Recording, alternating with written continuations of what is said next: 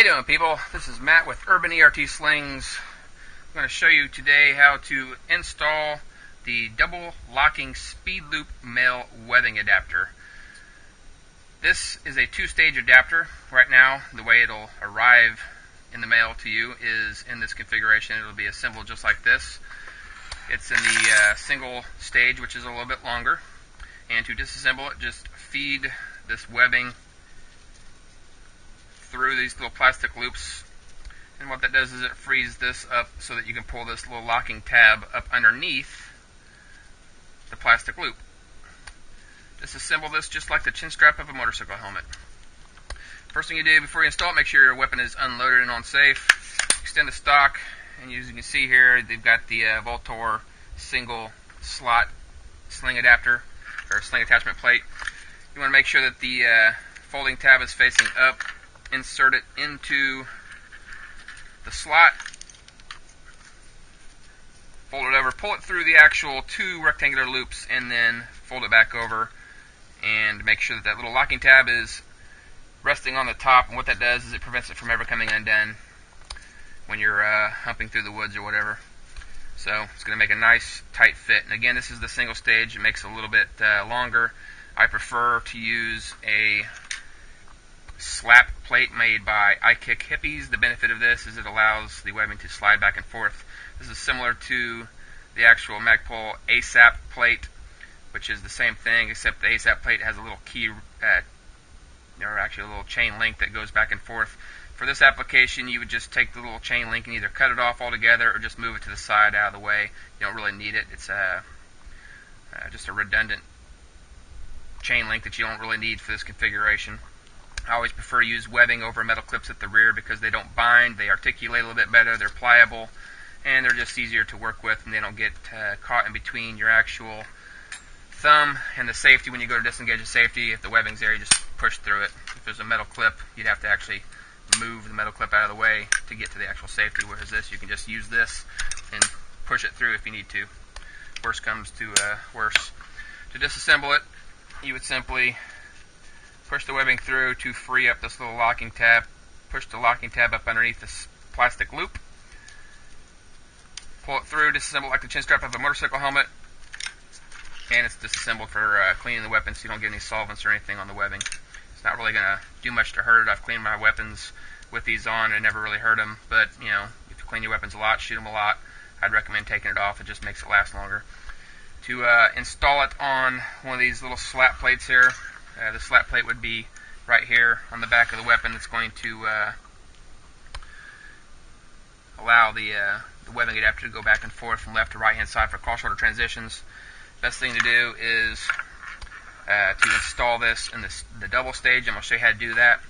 You want to basically make sure that once it's installed on the once the plate's installed on the weapon, you want to have this locking tab facing down.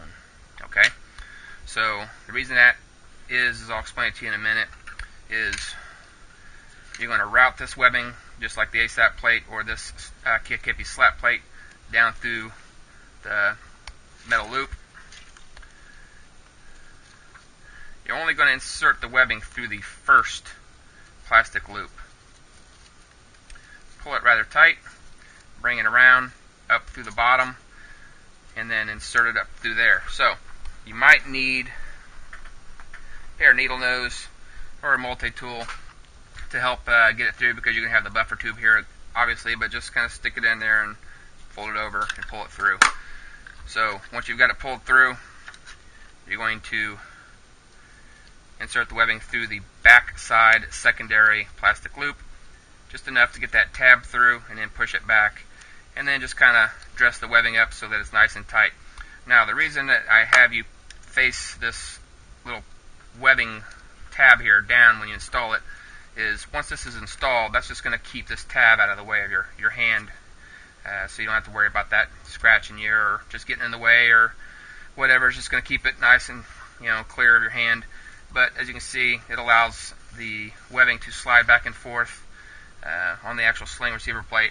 It's going to allow you for quicker cross-shoulder transitions where you're not limited to something like this where the plate's on the left side only or on the right side only.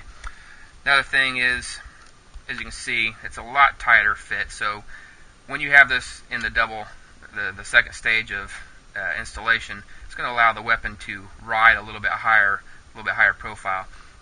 To disassemble it, you just pull this little tab to stick it up under the plastic loop, run it down through the actual plate loop, and then again through this plastic loop, and it just disassembles that quick. Now you can also assemble